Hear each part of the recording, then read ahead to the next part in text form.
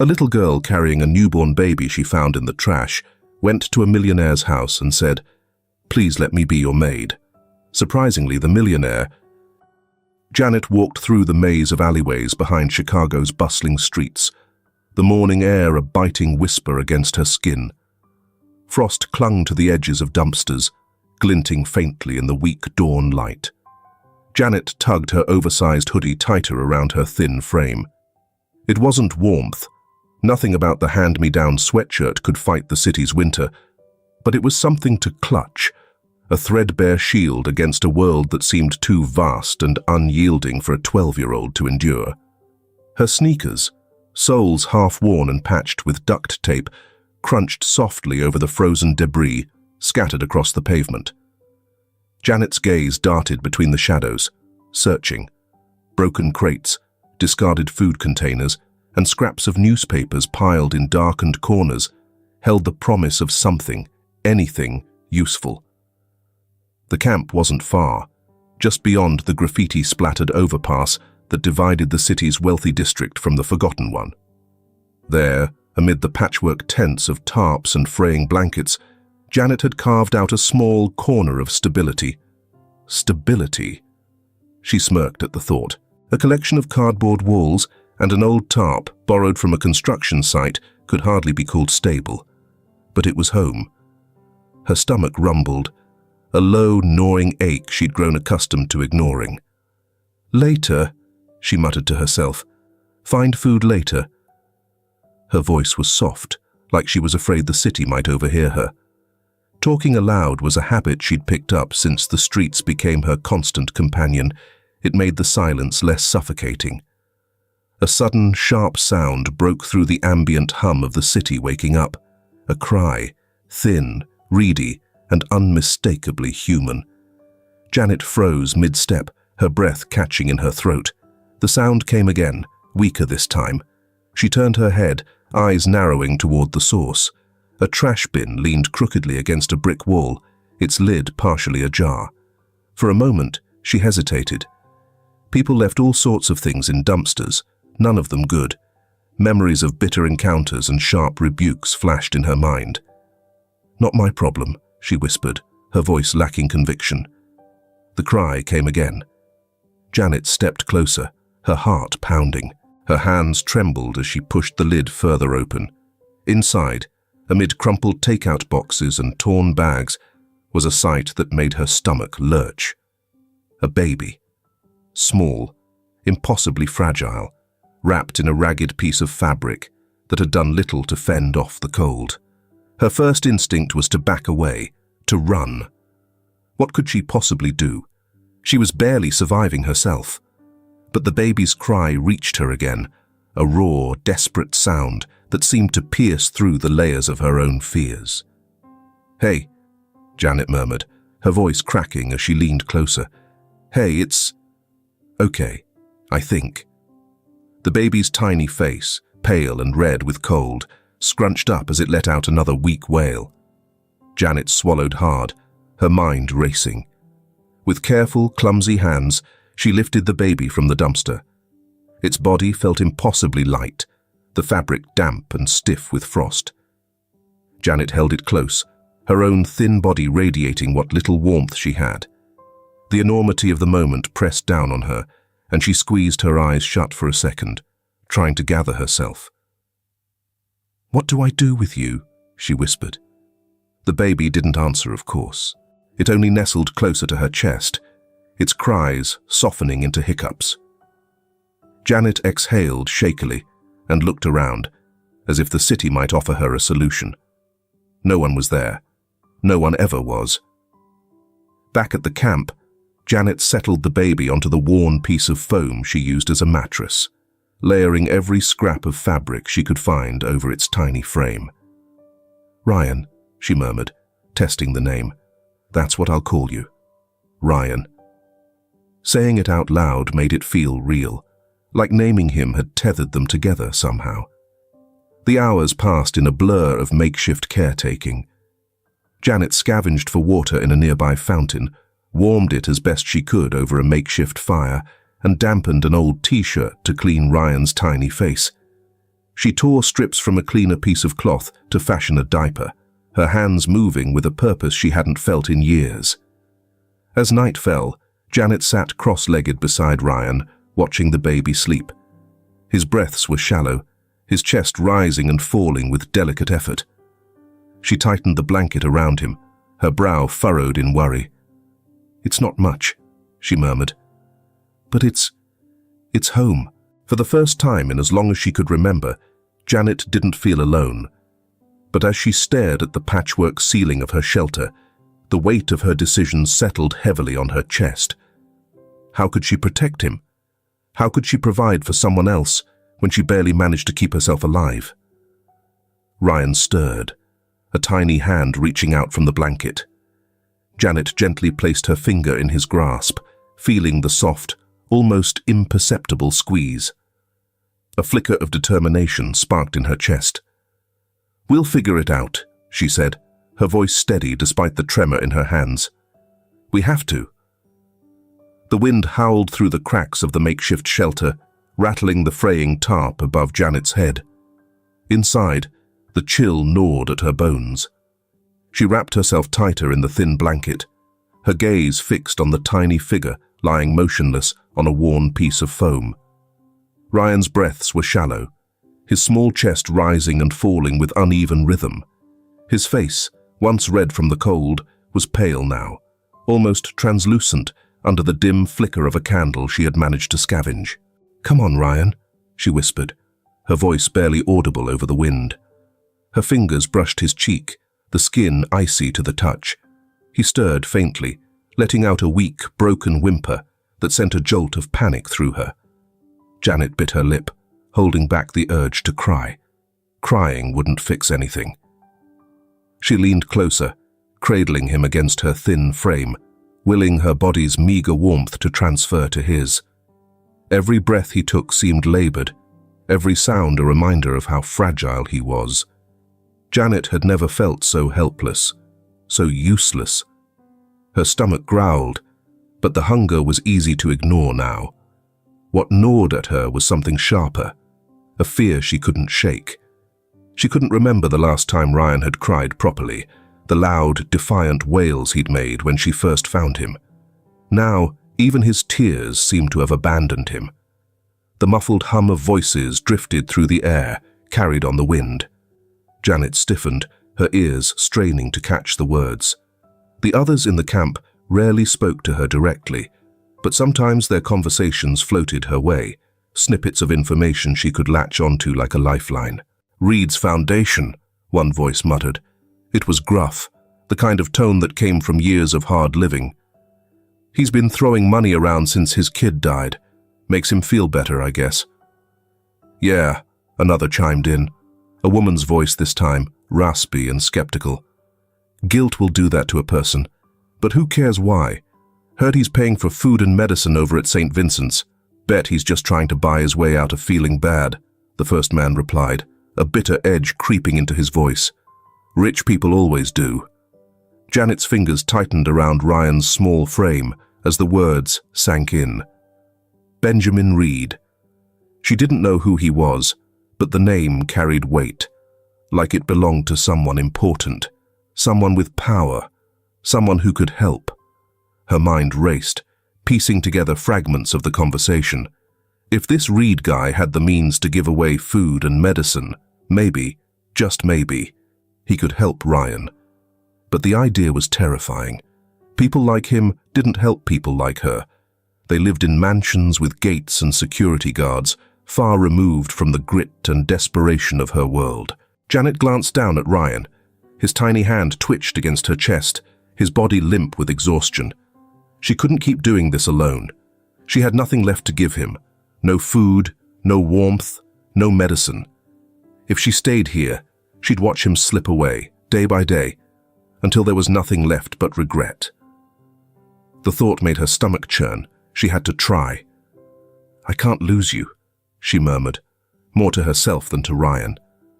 Her voice was steadier than she felt, a desperate resolve bleeding into her words. "I won't." She stood slowly, her legs stiff from hours of sitting in the cold. Wrapping Ryan tightly in the blanket, She tucked him close to her chest and stepped outside. The wind hit her immediately, sharp and unforgiving, but she didn't falter. Her eyes scanned the dimly lit streets beyond the camp, her mind already working out a plan. St. Vincent's. She knew where it was, a few blocks from the park where she used to sleep before the camp. If Reed's people were present, this was her best opportunity. Her heart pounded as she started walking, each step heavier than the last. The world outside the camp felt even colder, even harsher. But she kept going. The city stretched out before her, a labyrinth of indifference. Cars roared past without slowing, their headlights cutting through the darkness like fleeting promises. Janet clutched Ryan closer, her lips trembling as she whispered, "Hold on, okay? Just hold on." Her breath fogged in the air as she trudged forward, the weight of uncertainty pressing down on her. She didn't know what she would say if she found this Benjamin Reed. She didn't know if he would even listen. But the alternative was unthinkable. In the distance, the faint outline of St. Vincent's came into view, its modest sign illuminated by a flickering streetlight. Janet's steps quickened, fear blending with a sliver of hope she dared not yet cling to. She didn't know what was waiting for her there, but she was prepared to take any risk for Ryan. As she crossed the threshold of the street leading to the shelter, she tightened her grip on the frail bundle in her arms and whispered, "We're going to be okay. I promise." The words were a prayer, as much as they were a promise. A prayer she desperately needed someone to hear. The doors of St. Vincent's loomed large, worn by time and weather but still welcoming. Janet hesitated, her heart thumping against her chest. The faint hum of activity inside offered a fleeting sense of hope. She glanced down at Ryan, nestled tightly in her arms, his small face peeking out from the layers of fabric. His breathing was soft but strained, each exhale rattling slightly in his tiny chest. Taking a steadying breath, Janet pushed the door open and stepped inside. The warmth swept over her, causing her body to momentarily relax. The room was modest, a handful of plastic chairs, a folding table stacked with pamphlets, and a desk where a woman in scrubs was speaking to a man holding a clipboard. Janet shuffled forward, careful not to draw attention to herself, until the woman at the desk glanced up. "Can I help you?" the woman asked, her tone professional but kind.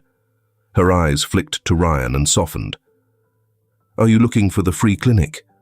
Janet hesitated, her voice catching in her throat. I heard about Mr. Reed. Benjamin Reed. I need to see him." The woman frowned slightly, tilting her head.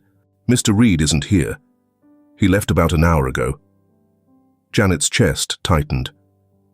"Do you know where he went? Please, it's important." The woman gave her a searching look, then sighed. "He's likely at his home. But that's not exactly public information, sweetheart." "I'll find him," Janet said quickly, clutching Ryan closer. "Thank you." Before the woman could respond, Janet turned and hurried out into the biting cold. The sharp air burned her lungs, but she didn't stop. Benjamin Reed had left the shelter, seemingly slipping away from her grasp. She swallowed her frustration and focused on her next step, finding his home. The sun dipped below the skyline, the city darkening into its evening rhythm. Janet's legs ached, her breaths coming in shallow gasps as she trudged through neighborhoods that grew increasingly unfamiliar. The streets were cleaner here, lined with pristine sidewalks and towering fences. She slowed her pace, scanning the buildings for anything that matched the description she had overheard at the shelter, a large estate with iron gates. It wasn't long before she spotted it. The mansion stood apart, grand and imposing. Wrought iron gates stretched high, and beyond them, the house itself was a masterpiece of architecture, cold, elegant, and utterly unapproachable. Janet hesitated at the edge of the property, the enormity of her plan settling heavily in her chest. Her gaze fell to Ryan, his tiny face pale but peaceful. The sight bolstered her resolve. She approached the gate, her hands trembling as she reached for the buzzer. The intercom crackled to life after a moment, startling her. "Yes?" a voice asked, clipped and impersonal. I need to see Mr. Reed," Janet stammered, leaning closer to the speaker. "It's about my baby. Please." There was a pause. Then the voice returned, firmer. "Mr. Reed is unavailable. You'll need to come back another time." "No, wait!"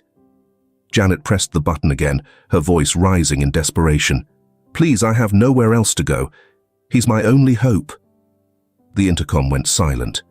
Janet stood frozen, her heart sinking. She stepped back and leaned against the gate, her legs threatening to give out. The cold began to creep deeper into her bones, but she didn't move. Hours passed, the mansion's lights flickering on one by one as the sky grew darker. Just as her resolve began to waver, headlights appeared down the driveway. Janet straightened, her breath fogging in the air as the car rolled to a stop inside the gates. The driver's side door opened, and a man stepped out, his shoulders heavy with weariness. Benjamin Reed. He looked different from how Janet had imagined. Older maybe, with sharp features softened by exhaustion. His tailored coat hung loosely, as though it was more an afterthought than a necessity. He turned toward the gate and froze when he saw her. "What's this?" he said, his voice low but commanding. Janet stepped forward, clutching Ryan protectively. "Mr. Reed," she began, her voice quivering. "Please, I need your help. My baby, he's sick. I can't do this alone." Benjamin's expression hardened, his eyes narrowing as he took in her ragged appearance. "Who sent you?" he asked, suspicion lacing his tone. "No one," Janet said quickly. "I heard about you at St. Vincent's. They said you help people." For a moment, he said nothing, his gaze flicking between her and Ryan. Janet's heart pounded in the silence, her arms tightening around the baby. "Please," she whispered, her voice breaking. "He'll die if I don't get help." Something in her tone, or perhaps in the way she held Ryan, seemed to shift Benjamin's demeanor. His shoulders dropped slightly, the guarded look in his eyes replaced by something softer.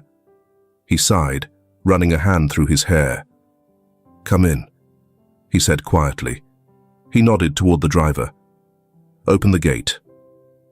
The iron doors creaked open, and Janet stepped through, her legs trembling with relief. Benjamin gestured toward the house, his tone brisk but not unkind. "We'll figure something out. Let's get him inside first." As Janet followed him up the grand steps, the warmth of the mansion's lights spilling over them, she dared to let hope take root for the first time. The heat of the mansion enveloped Janet as she stepped inside, her breath catching in her throat. The foyer stretched out before her, polished marble floors gleaming under an ornate chandelier. The air smelled faintly of wood polish and something floral, a scent so foreign to her that it almost felt intrusive. She hesitated just past the threshold, clutching Ryan tightly, afraid to take another step. "Stay here," Benjamin said, his voice clipped but not harsh. He waved toward a plush bench along the wall. "I'll have someone bring blankets." Janet nodded, her eyes darting nervously across the vast space. She perched gingerly on the edge of the bench, careful not to let her shoes touch the cushion. Ryan stirred in her arms, letting out a soft whimper. She adjusted the blanket around him, her movements slow and deliberate, as though afraid the opulent surroundings might shatter if she moved too quickly. Footsteps echoed down the hall, and a woman in a crisp uniform appeared, holding a bundle of folded blankets and a steaming mug. She approached Janet, her expression neutral but curious. "Here," the woman said, placing the items on the bench beside her. "Mr. Reed said you'd need these." Janet muttered a quiet, "Thank you," her fingers fumbling as she unfolded the blanket and wrapped it around Ryan. The warmth seeped into her skin, chasing away the biting cold that had clung to her for so long. She glanced at the mug but didn't reach for it, unsure if it was meant for her. "Drink," Benjamin's voice cut through her hesitation as he returned, shrugging off his coat. "It's for you."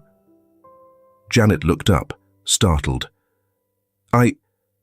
Thank you," she stammered, picking up the mug. The heat of the ceramic against her palms made her realize just how cold her hands had been.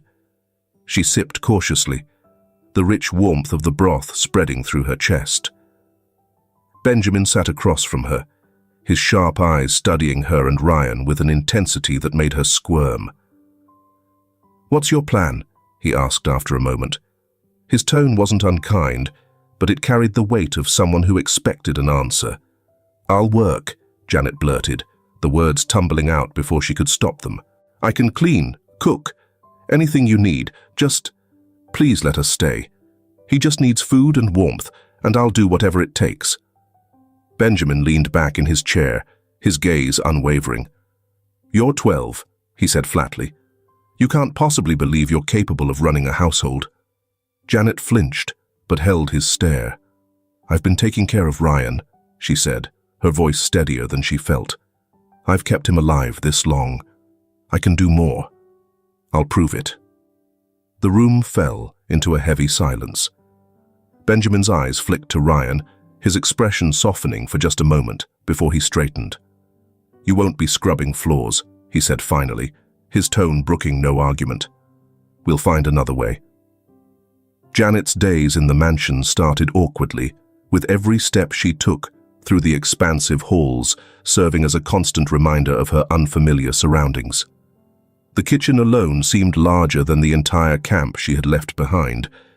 She kept to the corners, avoiding eye contact with the staff, who moved seamlessly through their routines, their polished shoes clicking against the tiles. Her awkwardness extended to Benjamin, who remained an enigmatic presence. He rarely spoke directly to her, but she often felt his eyes on her, watching as she fed Ryan or paced the room to soothe his cries. Once, as she struggled to mix formula with trembling hands, Benjamin stepped forward. "Not like that," he said, his voice breaking the tension. "You're making it clump." He took the bottle from her, his movements practiced as he measured the powder and mixed it with warm water. "There," he said, handing it back. "Now it won't clog the nipple." "Thank you," Janet murmured, her cheeks flushing. She watched him retreat, the sight of his retreating figure stirring something she couldn't quite place, a mix of gratitude and unease. Benjamin wasn't sure why he lingered. He told himself it was out of concern that the girl was too young to care for an infant properly. But every time he saw her holding Ryan, his mind drifted to Lucas. The memory of his son's laughter, his small hands tugging at Benjamin's tie, was a sharp contrast to the quiet ache that now filled the house. One afternoon, as Janet rocked Ryan in the sitting room, Benjamin paused in the doorway. She was humming softly, a melody that sounded familiar, but unpolished, like it was being pieced together in real time. Ryan had stopped fussing, his tiny body relaxing against her chest. "She's tougher than she looks," Benjamin murmured to himself, his chest tightening. For the first time in years, the walls he had built around himself seemed to waver, cracks forming in places he hadn't expected. The days turned into a rhythm, small, shared moments between Janet and Benjamin that neither fully acknowledged. Janet adjusted slowly, her movements becoming less hesitant as she navigated the mansion's grandeur. And Benjamin, despite himself, found that the presence of the girl and her tiny companion brought a flicker of life back into the house. The sharp sound of heels on marble echoed through the mansion like a warning bell. Janet froze mid-step in the sitting room, Ryan cradled in her arms. She turned toward the foyer, her heart sinking as an unfamiliar voice rose, cutting through the quiet. "Benjamin, what is this?" A woman stormed in, her tailored coat flaring as she moved with the confidence of someone who expected the world to cater to her. Her hair was meticulously styled, her heels clicking with authority. Janet instinctively tightened her hold on Ryan and stepped back into the shadow of the doorway, unsure whether to stay or run. "Kimberly!" Benjamin's voice was measured but tense, a sharp contrast to his ex-wife's agitation. He appeared at the top of the staircase, his expression unreadable as he descended. "What are you doing here?" Kimberly stopped in the middle of the grand foyer, her arms crossed tightly over her chest. "I should be asking you that," she snapped, her gaze darting around the space before settling on Janet, half hidden in the doorway. Her eyes narrowed as she spoke. "And who exactly is this?" Benjamin's jaw tightened as he reached the bottom step. "She's a child, Kimberly. Don't start." "A child," Kimberly repeated, her tone dripping with disdain. She turned fully to face Janet, her gaze sharp and unyielding. "And the baby? Don't tell me." Her laugh was cold and humorless. "Are you trying to replace Lucas?" Janet's breath hitched. She took a step back, her legs brushing against the edge of the armchair. Ryan whimpered softly, and she instinctively rocked him, her movements stiff with tension. "Enough," Benjamin said, his voice low but firm. "This has nothing to do with Lucas." Kimberly scoffed. "Of course it does. Everything does. You're letting strangers into this house, Benjamin, acting like it will somehow fix—" She stopped herself, her hand gesturing vaguely toward Janet. "Whatever this is." "This is me helping two people who needed it," Benjamin shot back, his voice rising slightly. "Don't turn this into something it's not." "Oh, please," Kimberly sneered. "You're fooling yourself if you think this will make you feel better. Taking in some homeless girl and her baby isn't going to fill the hole Lucas left." The words hung in the air, heavy and cruel. Janet's stomach churned as shame crept into her chest. She felt small, insignificant, like a mistake that had disrupted something sacred. She ducked her head, wishing she could disappear. "That's enough," Benjamin said sharply, stepping closer to Kimberly. "You don't get to come into my house and say things like that. Janet and Ryan are staying, and that's the end of it." Kimberly's eyes widened in disbelief. "You're serious?" She glanced back at Janet, her lip curling. "This is insane, Benjamin. She's a child. You're not equipped for this." "I'm more equipped than you think," he said coldly. "And whether you approve or not doesn't matter. They're staying." Kimberly was about to respond, but she appeared to reconsider. Huffing, she pivoted and strode in the direction of the door. "Fine," she said over her shoulder, "but don't come crying to me when this blows up in your face." The door slammed shut behind her, the sound reverberating through the mansion. The silence that followed was suffocating. Benjamin let out a slow breath, pinching the bridge of his nose. He turned to look at Janet, his expression softening when he saw her pale face and trembling hands. "Are you okay?" he asked quietly. Janet nodded quickly, though her throat felt tight. I'm fine." "You're not a burden," Benjamin said firmly, his eyes meeting hers. No matter what she said. Janet managed a small nod, but her gaze dropped to Ryan, avoiding Benjamin's steady stare. "Thank you," she mumbled. That night, Janet couldn't sleep. Kimberly's words replayed in her mind, each one slicing deeper than the last. She sat by the small cot where Ryan slept, her knees drawn to her chest. "She's right," Janet whispered to herself. "I am a burden." Her eyes filled with tears, but she blinked them away, shaking her head. "I shouldn't be here." The thought grew louder, more insistent, as the hours dragged on. She glanced at Ryan, his tiny form peaceful and unaware. "You deserve better," she murmured, brushing a hand over his soft hair. "I don't belong here."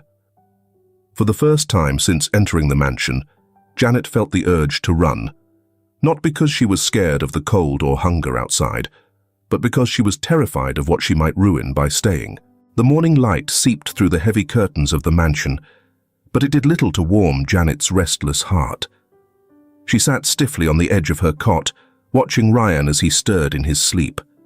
Her thoughts, however, were miles away, circling around Kimberly's venomous words from the day before. When Benjamin appeared at the doorway, she jumped slightly, hastily straightening the blanket around Ryan. He held 2 steaming mugs, setting one on the small table beside her. "Drink," he said simply.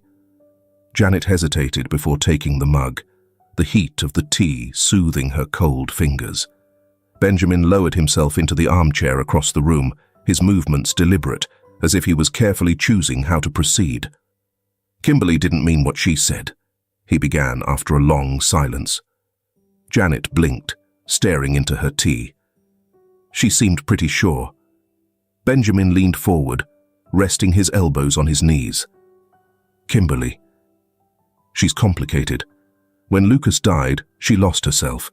Her way of handling things isn't always fair, but that doesn't make her right." Janet's fingers tightened around the mug. "She's right about me, though," she said quietly. "I'm just some kid you don't even know. And Ryan, he's not your responsibility. You're wrong." Benjamin's tone was calm but firm. "When I opened that gate and let you in, you became my responsibility. Both of you." Janet finally looked up, her eyes searching his face for any sign of doubt. "Why?" Benjamin leaned back, his expression softening. "Because someone has to help, and because I've seen enough loss to know that when you have the chance to save something good, you don't walk away. Leave a comment saying, 'Crepe,' if you've heard this far. Not everyone pays attention to every word like you do." Janet swallowed hard, her throat tight with emotion. I'm not good at this," she admitted, her voice trembling. "I don't know what I'm doing half the time. My parents, they died when I was little. I don't even remember how to have a family." Benjamin's gaze lingered on her for a moment, his own pain flickering briefly in his eyes. "Neither do I," he said softly, "but we'll figure it out." The calm didn't last. By mid-afternoon, Kimberly's plan was already in motion. A car pulled up outside the mansion, and two sharply dressed social workers stepped out, their expressions professional but probing. Janet froze when she saw them, instinctively pulling Ryan closer. Benjamin met them at the door, his shoulders squared. "What's this about?" he asked coolly. "Mr. Reed, we've received reports that you're housing two minors under unsuitable conditions," one of the workers said, flipping open a clipboard. Benjamin's jaw tightened. "From whom?" "I'm afraid we can't disclose that," the other worker said smoothly. "We're here to assess the situation." The visit was thorough and invasive, every corner of the mansion scrutinized. Janet stayed silent, her hands trembling as she answered their questions. Each time one of them scribbled on their clipboard, her stomach churned. Kimberly's voice echoed in her mind, taunting her with the inevitability of failure. By the time they left, Benjamin's calm veneer was cracking. Janet caught fragments of his phone call in the study, his voice rising as he confronted Kimberly. "How dare you?" he barked. "They're children, Kimberly. This isn't a game."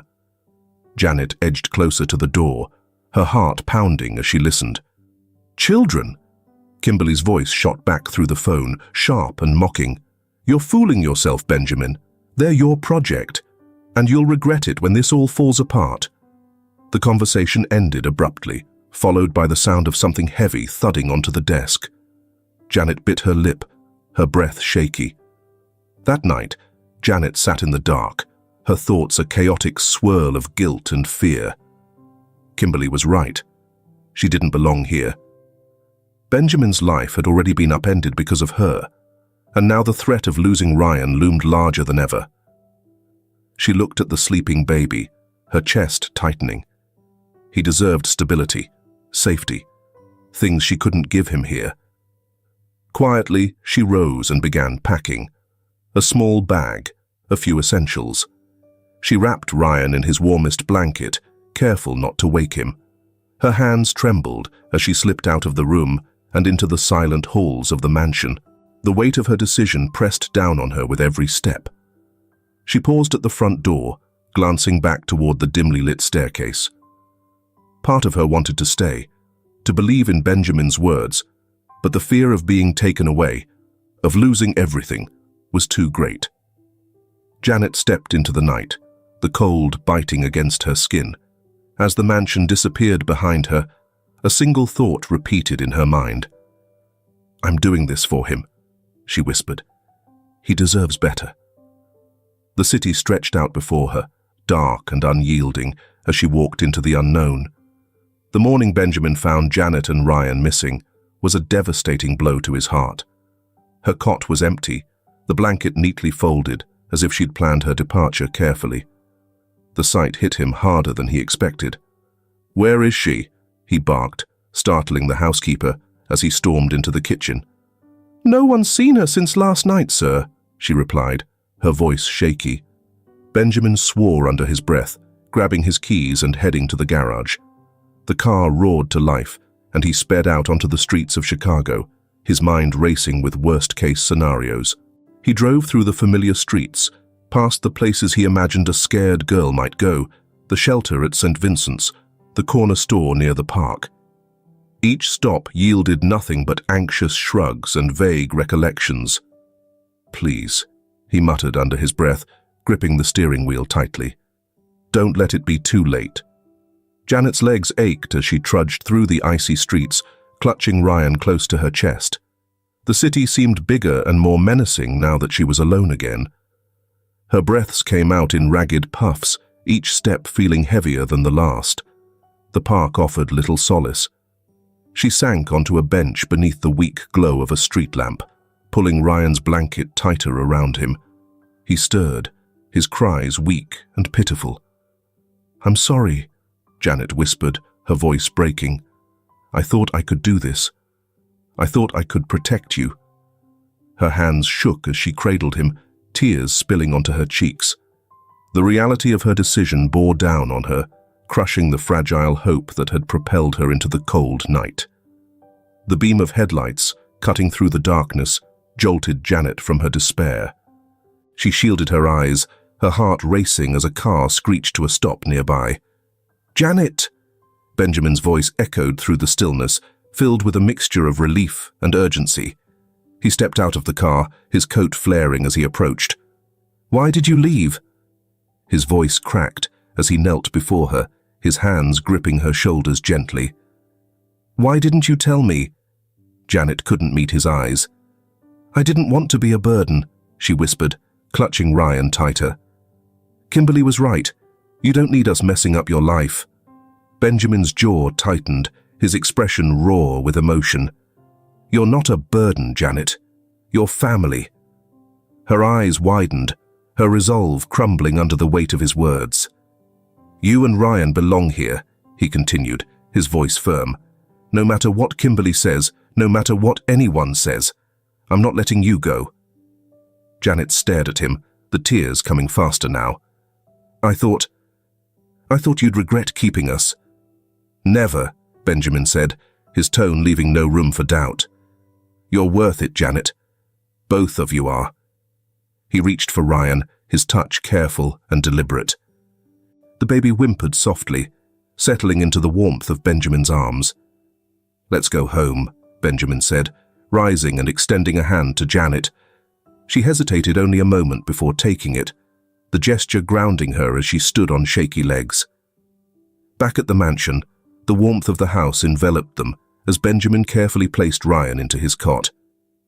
Janet hovered nearby, her anxiety still palpable despite their return. Benjamin turned to her, his expression serious. "We'll deal with Kimberly. I promise you that." But Kimberly wasn't done yet. The next morning, another visit from social services loomed.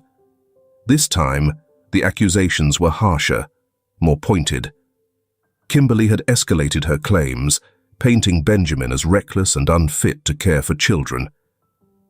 The lead social worker's gaze was critical as she spoke. "Mr. Reed, we'll need a formal investigation into your guardianship. Until then, the children may have to be placed under temporary care." Benjamin's fists clenched at his sides, his voice steady but cold. "That won't happen. You have my full cooperation, but I'm not letting them go." As the social workers left, Janet's fear returned, tugging at the edges of her fragile hope. She looked at Benjamin, her voice trembling. "What if they take us?" "They won't," Benjamin said firmly, his hand resting on her shoulder. "I'll fight this. You're staying here, both of you." After then, Kimberly arrived unannounced, her heels echoing like gunfire against the marble floor. Benjamin met her in the foyer, his stance rigid and unyielding. "Where are they?" Kimberly demanded, her voice cutting. "The social workers told me they're still here. After everything, you're still clinging to this ridiculous—" "Stop," Benjamin said, his voice dangerously low. "You've done enough damage." "Damage?" Kimberly laughed bitterly. "I'm trying to protect you from yourself, from making another mistake." "This isn't about me," Benjamin shot back. "This is about two kids who need help, something you clearly don't care about." "Oh, don't you dare turn this on me," Kimberly snapped, stepping closer. "You're the one who failed Lucas, and now you're setting yourself up to fail them too." Benjamin flinched, her words striking deep, but his resolve didn't waver. "The only failure here is you, Kimberly, and I won't let you destroy what's left of my family." Kimberly opened her mouth to retort, but the sound of the doorbell silenced her. Benjamin turned toward the entrance, his jaw tightening. Kimberly, arms crossed and lips pressed into a thin line, raised a skeptical brow. "Expecting someone," she drawled, her tone laced with disdain. Ignoring her, Benjamin motioned for the butler to answer. The heavy oak door creaked open, revealing a poised older woman standing on the threshold. She was elegant in a way that demanded attention, her tailored coat pristine, her silver hair pinned neatly back. Her sharp eyes surveyed the scene inside with calm authority. "Mr. Reed?" she asked, stepping forward with an air of purpose. Benjamin nodded, his brow furrowed. "I'm Benjamin Reed. And you are?" "Karen Wood," she said, extending a hand. "We need to talk." Benjamin hesitated, his gaze flicking to Kimberly, whose face had paled ever so slightly. The name seemed to strike a chord with her. "About what exactly?" Benjamin asked cautiously, stepping aside to let Karen enter. Karen's eyes softened as they landed on Janet, who had emerged from the sitting room, clutching Ryan tightly. The sight of the baby seemed to draw Karen's breath short, though she quickly composed herself. "This is about the baby," Karen said, her voice steady but tinged with emotion. "About Ryan, or rather Peter, as he was named at birth. He's my grandson." The room fell silent. Janet froze, her grip on Ryan tightening instinctively. Benjamin's expression darkened, his protective instincts flaring. "What are you talking about?" he demanded, his voice low but firm. Karen turned to him, her gaze unwavering. "My daughter, Rachel, is Peter's mother. She gave birth to him 4 months ago, but Rachel, she's been struggling with severe postpartum depression. One night, in a moment of despair, she left Peter where she thought he'd be found. She didn't tell anyone until it was too late." Janet's lips parted in shock, her heart pounding. "You're saying you're his family?" Karen nodded, stepping closer to Janet. Her tone softened. "Yes, and I've been searching for him ever since I learned what happened. It wasn't easy, but eventually I was led here.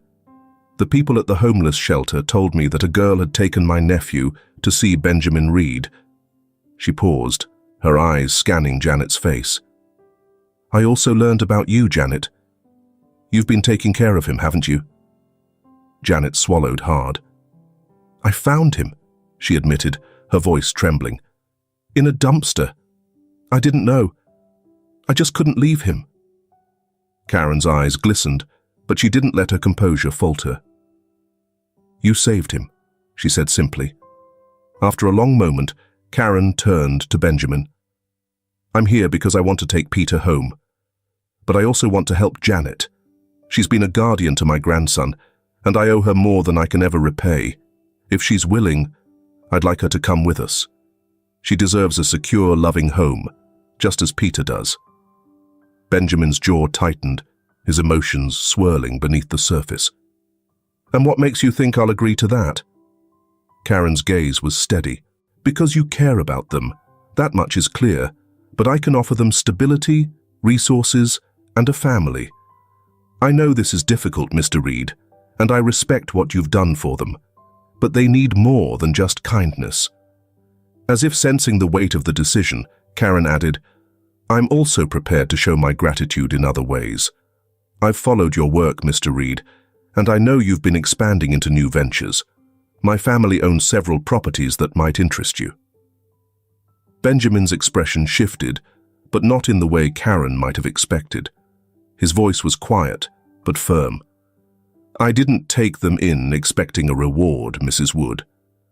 Karen inclined her head. "I understand that. This offer isn't to diminish what you've done. It's to honor it." The room seemed to hold its breath as Benjamin considered her words. His eyes flicked to Janet, who stood silently, her arms protectively cradling Ryan. The thought of losing them, of the sudden emptiness their absence would bring, was unbearable. Yet he couldn't deny the truth in Karen's proposal. "They deserve the best," he said finally, his voice thick with emotion. "And if that's with you, then I won't stand in the way. But I need your word, Mrs. Wood, that they'll be treated as family. Janet isn't just some girl who happened to find Ryan. She's his sister in every way that matters." Karen nodded solemnly. "You have my word." Benjamin exhaled slowly, the tension leaving his shoulders. He turned to Janet, his heart heavy. "This is your choice too," he said softly. "If you want to stay here, I'll fight for you. But if you want to go with Karen, I'll make sure you're safe and cared for."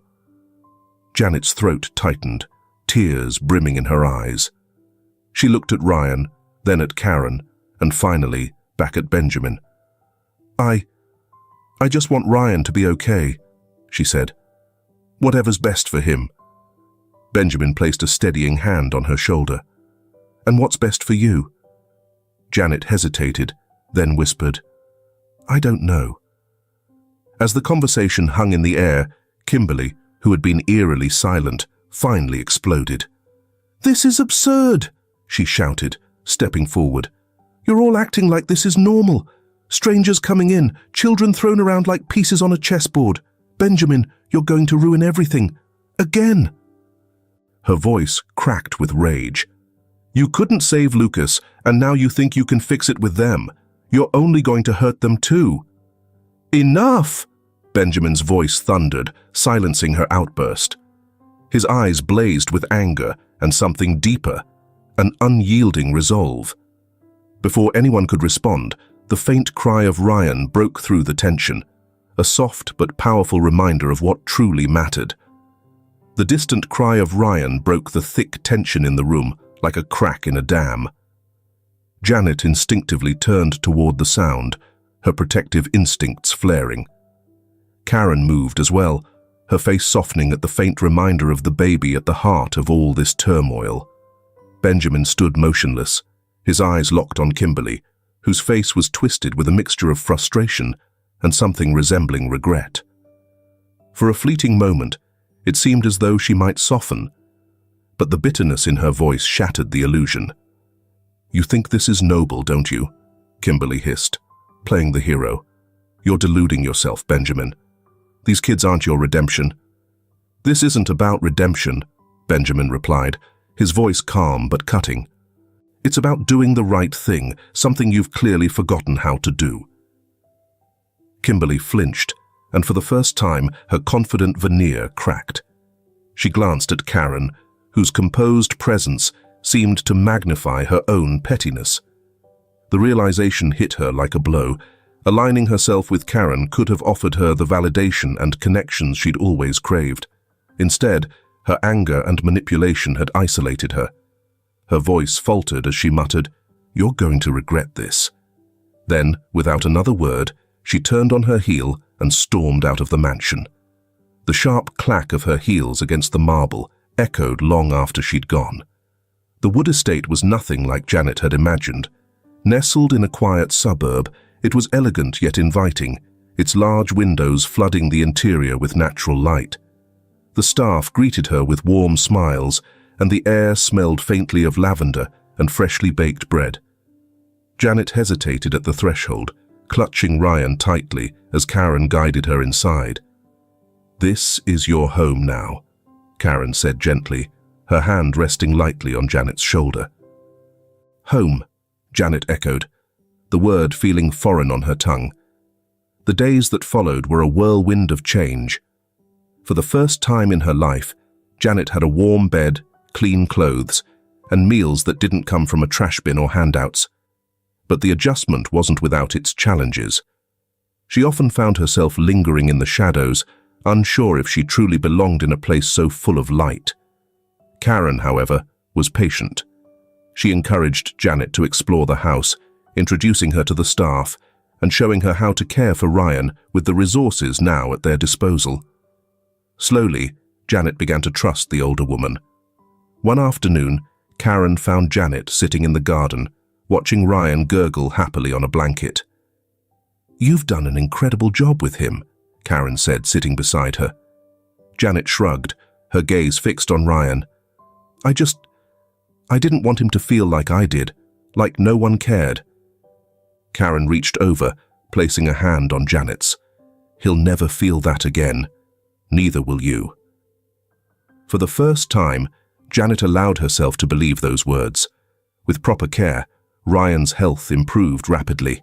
His cheeks filled out, and his once weak cries became hearty giggles. The staff doted on him, and Karen seemed to light up whenever she held him.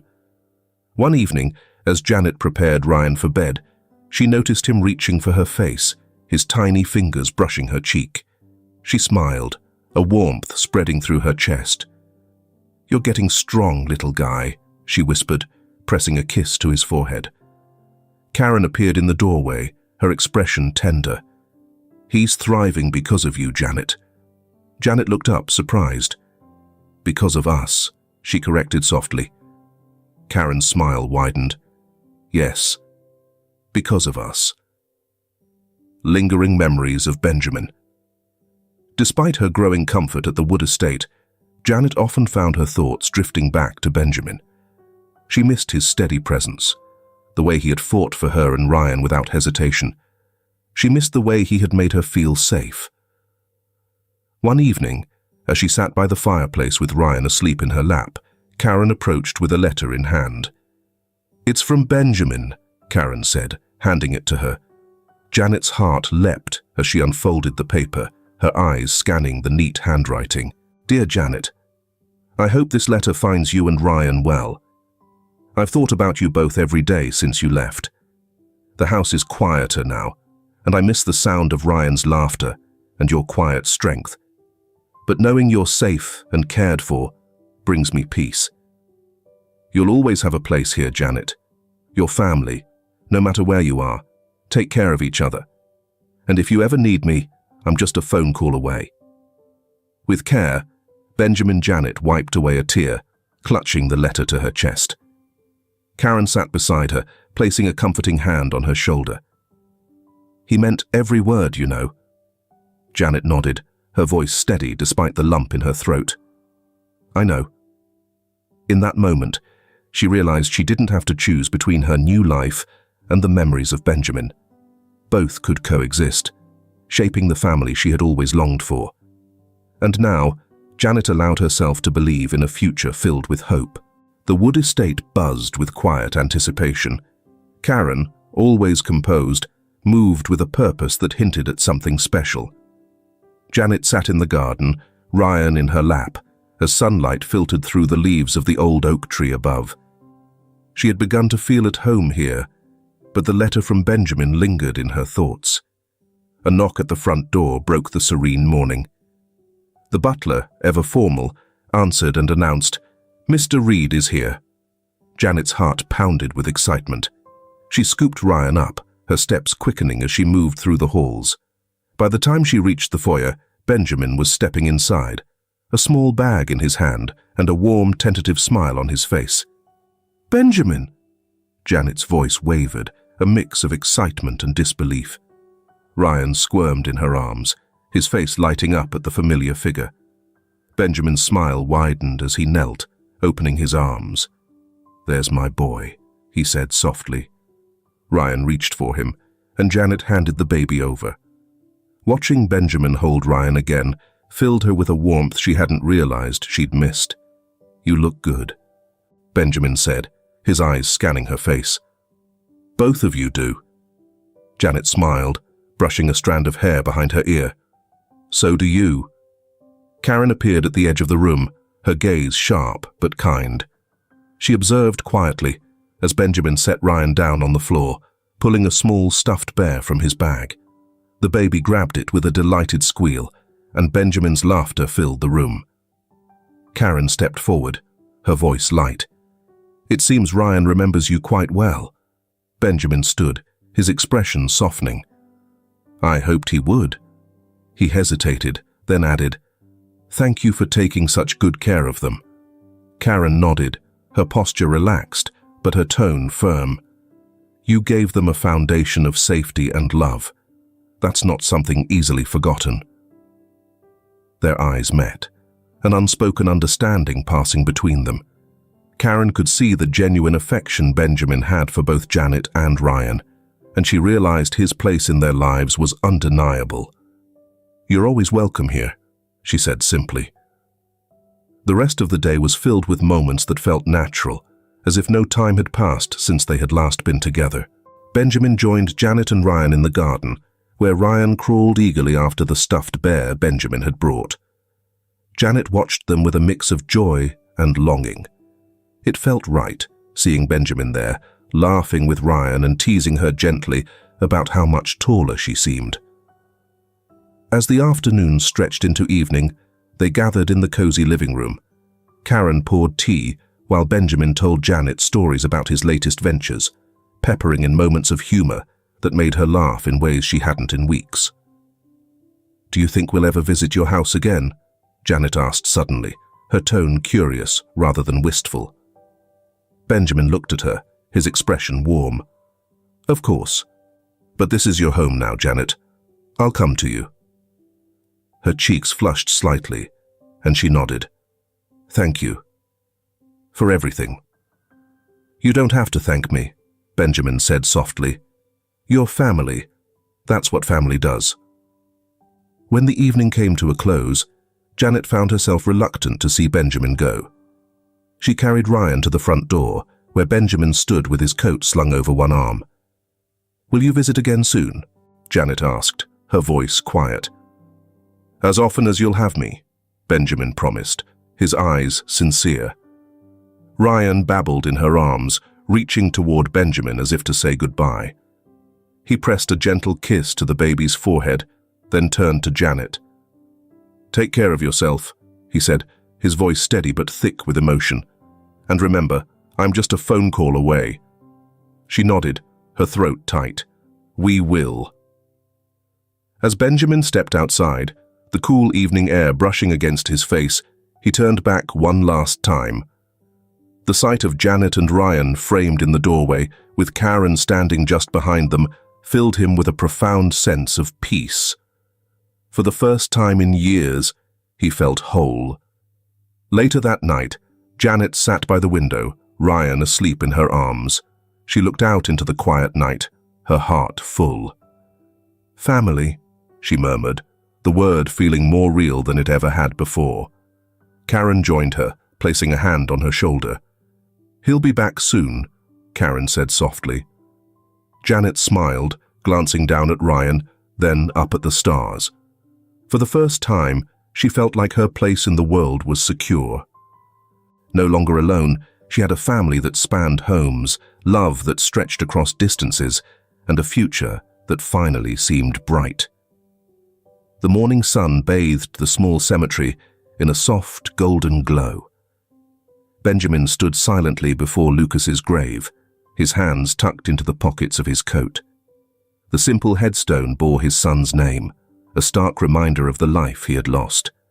For a long moment, he said nothing, allowing the stillness to wrap around him. Then, his voice broke through the quiet, low and steady. Hey, buddy, he began, a faint tremor in his tone. It's been a while since I came to see you. He knelt, brushing away a stray leaf that had settled against the stone. His fingers lingered there, tracing the letters etched into the granite. I've been thinking about you a lot, he continued. I used to believe I'd failed you, that if I'd just been a better father, you'd still be here. His voice caught, and he paused to collect himself. But lately I've realized something, he said, his tone firmer now. I can't change the past, Lucas. I can only move forward, and I think you'd want me to. A faint smile touched his lips as he straightened. You would have loved Janet and Peter. They remind me of you in so many ways. Strong, brave, and so full of life. Benjamin exhaled slowly, the cool air stinging his lungs. I'll never stop missing you, son. But I promise I'm going to keep living, for them and for myself, and I'll carry you with me every step of the way. He rose, a sense of peace settling over him as he turned to leave. The wood estate had become a sanctuary of warmth and love, its halls filled with laughter and the soft hum of life. Janet, now more confident and radiant than ever, had fully embraced her place in the family. Ryan's giggles echoed through the garden as he toddled after Benjamin, who crouched with open arms, encouraging the baby's wobbly steps. Come on, little man, Benjamin called, his grin wide. You've got this. Janet watched from the porch, her heart swelling at the sight. Karen sat beside her, sipping tea and observing the scene with a contented smile. He's really good with them, Janet said softly, her gaze never leaving Benjamin and Ryan. Karen nodded. He is. And so are you. You've come a long way, Janet. Janet blushed, ducking her head. I still have a lot to learn. We all do, Karen replied. But you've built something beautiful here, a family. The word hung in the air, warm and full of meaning. Janet glanced at Karen, her eyes glistening. Thank you for everything. I wouldn't have this without you. Karen reached over, squeezing Janet's hand. You deserve it, dear. Never doubt that. As the sun began to set, casting the garden in a golden haze, Janet joined Benjamin and Ryan on the lawn. Ryan clutched her hand, his tiny fingers wrapping around hers with trust and affection. Benjamin looked up, his expression softening. There's our star player, he teased, holding out the stuffed bear Ryan loved. Janet laughed, the sound light and carefree. Don't let him hear that. He'll get a big head. Benjamin chuckled, scooping Ryan into his arms. The baby squealed with delight, his laughter ringing out as Benjamin spun him around. Janet stood back, watching them with a mixture of joy and gratitude. For the first time in her life, she felt truly anchored, part of something bigger than herself. Karen appeared at the edge of the garden, waving them in for dinner. The aroma of roasted vegetables and fresh bread wafted through the open doors, inviting them inside. As they walked back toward the house, Benjamin rested a hand on Janet's shoulder. You okay? He asked, his voice low. She nodded, her smile radiant. More than okay. And she meant it. For Janet, the girl who had once called a tattered tent her home, life had changed in ways she never thought possible. Here, surrounded by love and laughter, she had found her forever family. As the door closed behind them, sealing the warmth of the house inside, Janet glanced out at the stars.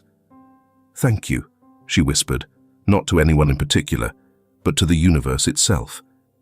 For the first time, she truly believed she was exactly where she was meant to be. If this film touches your heart, leave your mark with a like, and don't forget to subscribe to our channel to explore more meaningful stories with us. Share your feelings with us and tell us your own stories. Every word you share is a building block that helps create our strong and enduring community. Together, we'll create a warm space where everyone can share and connect. Finally, don't miss the incredible stories coming your way soon. We're always here to bring you the best selections, full of deep values yet entertaining. See you there.